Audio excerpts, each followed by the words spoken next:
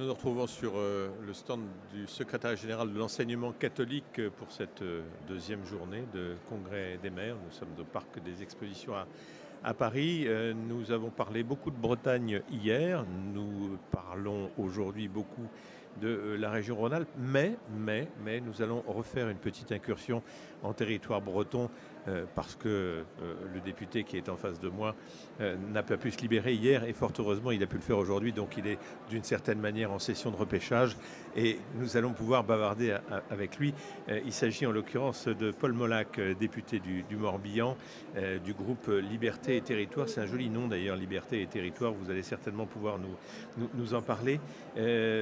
Comme je suis brestois et que vous êtes de Ploërmel, a priori c'est une forme de dialogue nord-sud, mais je pense que nous devrions pouvoir nous parler ensemble sans aucun problème. Dites-moi un petit peu ce qui vous a amené sur ce stand, Monsieur Molac.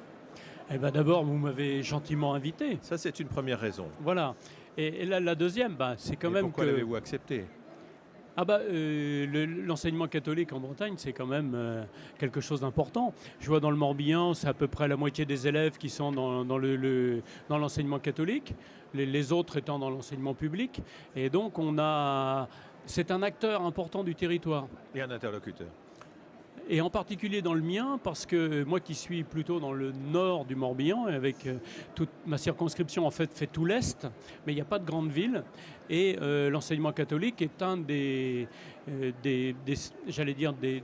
opérateurs d'enseignement les plus importants, parce que nous avons deux lycées, par exemple, à Ploërmel, un lycée d'enseignement général et un lycée agricole, le lycée Latouche, le lycée Lamennais. Et puis nous avons tout un réseau, bien sûr, d'écoles. Nous avons à peu près une école catholique dans toutes les communes, ce qui n'est pas forcément le cas de l'enseignement public d'ailleurs. Et puis des collèges, et puis des lycées, et même des formations post-bac. Par exemple, à Ploërmel, fait par le lycée Lamennais et le lycée Latouche. Tout à l'heure, vous m'avez parlé, c'est parlé 2 secondes avant que vous n'arriviez, d'irrigation du territoire. J'ai bien aimé le mot. Oui, parce que il faut bien voir que la commune, quand il n'y a plus d'école, c'est un aspect, j'allais dire, sociologique et un aspect de rencontre. Un assèchement ? Oui, forcément, parce qu'on va dans la commune d'à côté, et donc c'est pour la vie locale, c'est important l'école. Parce que bien souvent, quand vous construisez une maison dans une commune, l'école, ça vous permet de vous intégrer à la population qui est déjà là.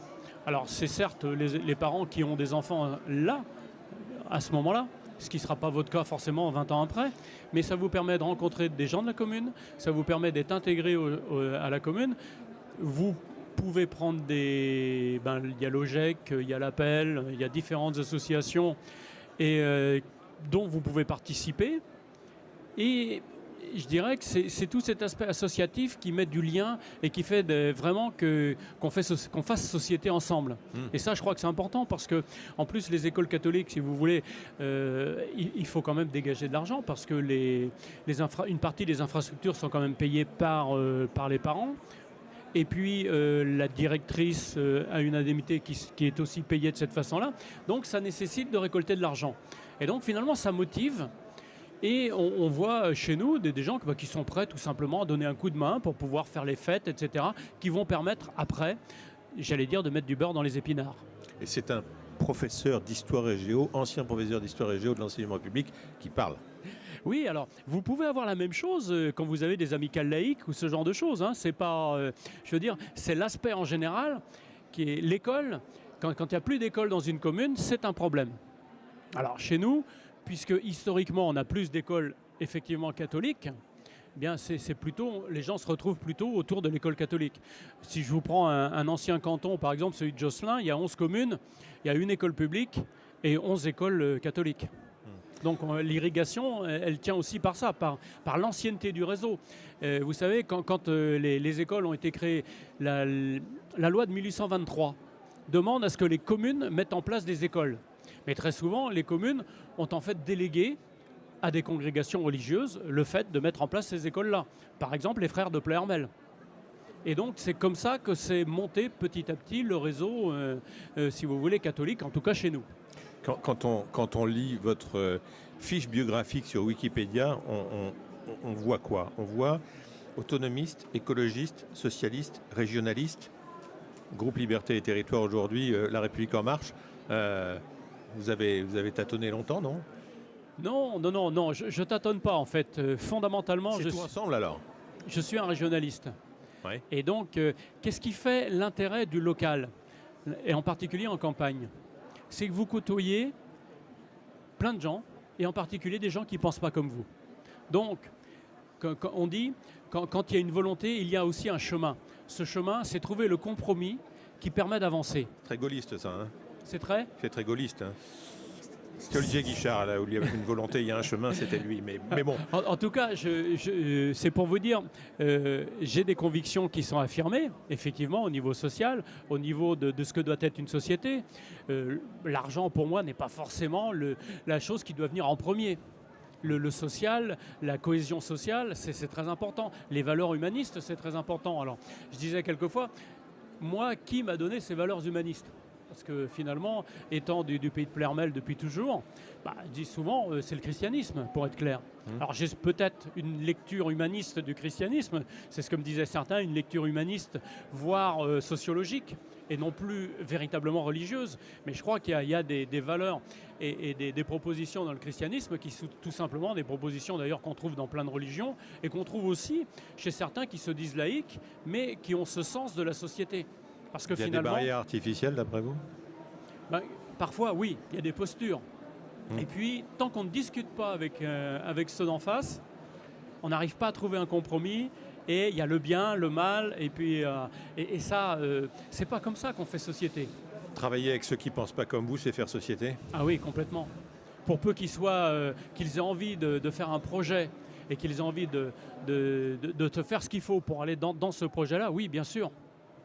Ce dialogue-là, vous le pratiquez aussi chez vous, non, à titre personnel? C'est ce Oui, que vous m'avez dit, non? Moi, je parle avec tout le monde.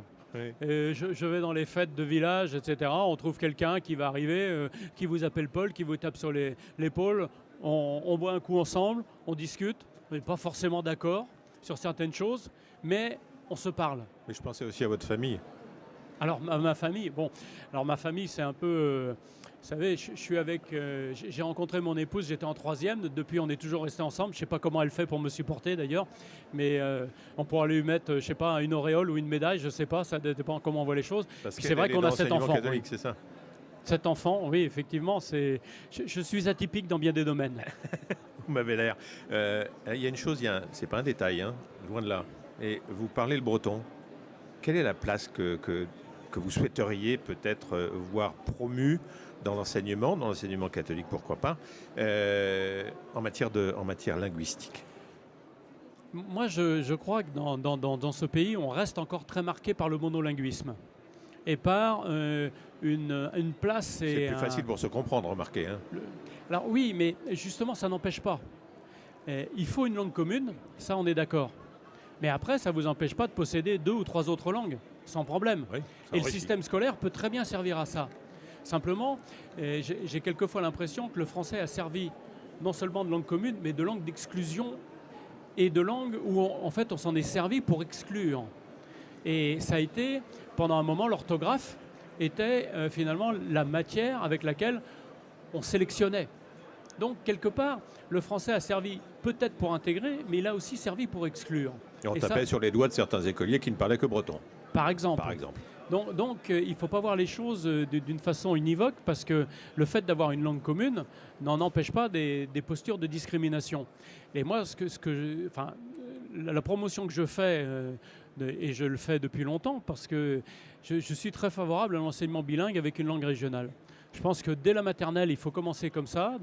En particulier en France, vous avez des langues régionales partout, y compris dans des endroits où on croit qu'il n'y en a plus. Oui. Mais le normand, ça existe, le poitevin, ça existe, le picard. Donc, et fonctionner comme ça, c'est mettre l'enfant en position de se dire, tiens, il y a une nouvelle langue, quelque chose, et dans son cerveau, il se dit, tiens, une langue finalement, c'est quelque chose où je sais comment faire pour l'apprendre. Parce que le problème qui se pose avec une seule langue, c'est que souvent on l'apprend, et une fois qu'on a terminé, on s'arrête là. Et le breton, pour ne prendre que cet exemple-là, le breton, c'est quel cadre, d'après vous? C'est l'école d'Iwan, telle qu'elle existe actuellement, ou c'est dans un cadre peut-être plus assis, plus reconnu? Le breton, c'est à la fois, vous avez 3 filières d'enseignement bilingue en Bretagne. Vous avez l'enseignement catholique, qui fait la promotion de cet enseignement bilingue. Et cet enseignement bilingue, ce qu'on vise à la sortie du CM2, c'est des compétences équivalentes à peu près entre le français et le breton. Sachant qu'en général, ils ont des compétences quand même bien supérieures en français pour une raison évidente, c'est que le français, il est dans la société partout.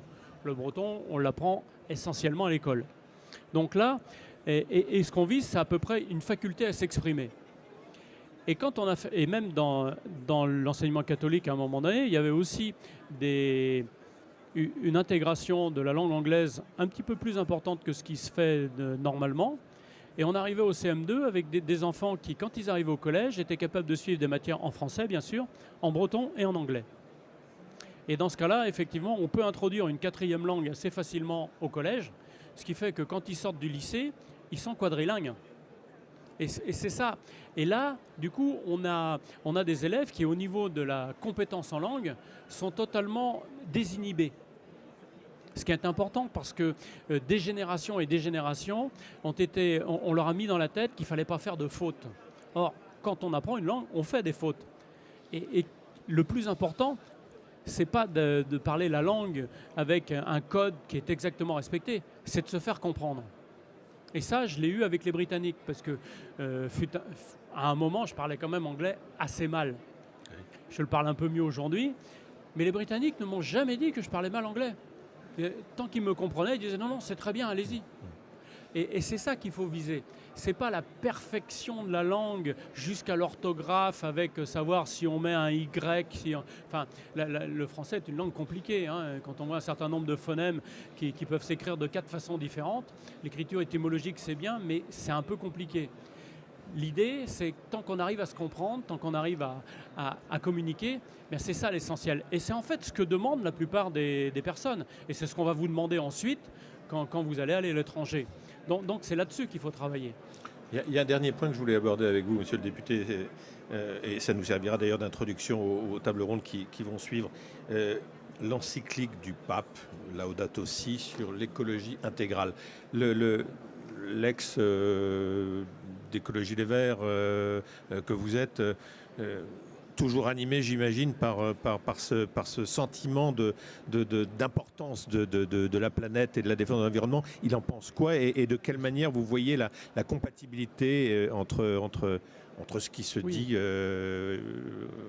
effectivement, d'un côté et de l'autre, si j'ose dire. Oui. Je n'ai jamais été à Europe Écologie Les Verts, mais ils ont vous avez été soutenu par eux, oui, c'est ça. Par eux. Voilà. Mais ils ont quand même de bonnes idées.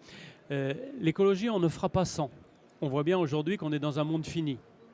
Donc, il faut utiliser nos matières premières. Donc, à recréer. Fini, c'est-à-dire à un moment donné, on ne s'est pas posé la question des ressources, puisqu'on pensait qu'elles étaient inépuisables.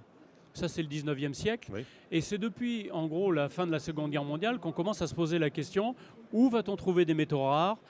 Donc, ça veut dire qu'on est obligé de recycler ce que nous avons déjà. Donc là, on est il n'y a qu'une seule planète, et on voit bien qu'il y a un réchauffement climatique. Donc cette planète, elle est en train de changer, vu notre action. Donc ça, c'est particulièrement important. Et moi, je suis intimement persuadé que la transition écologique, qu'elle soit énergétique, qu'elle soit alimentaire, elle se fait dans les territoires. Elle ne pourra pas se faire simplement avec des lois qui sont votées à l'Assemblée nationale, dont on sait bien qu'elles sont plus ou moins mises en application. Donc si on veut véritablement que les choses changent, il faut le faire aussi à la base. Et ça, c'est très important. Et c'est là où les régionalistes rejoignent les écologistes. C'est-à-dire quand on défend la biodiversité, on défend aussi la glottodiversité. C'est-à-dire on ne peut pas défendre à la fois la biodiversité, c'est-à-dire les animaux, etc., et ne pas défendre, par exemple, la glottodiversité qui est l'ensemble des langues de France. Ou alors, il y a une contradiction. Et même chose, la transition énergétique ne se fera véritablement que si elle s'incarne dans les territoires. Et on a plein d'exemples. Vous prenez le Méné, par exemple, qui est en Bretagne, dans les Côtes-d'Armor, au sud. C'est un territoire aujourd'hui qui fournit plus d'électricité qu'il n'en consomme. Plus d'énergie qu'il n'en consomme globalement, y compris pour le chauffage, parce qu'ils ont mis en place tout un tas d'énergie renouvelable qui leur permet d'être autonomes. Donc ça, on peut développer ce genre de choses. Et c'est vrai que la campagne, le milieu rural, c'est complémentaire du milieu urbain.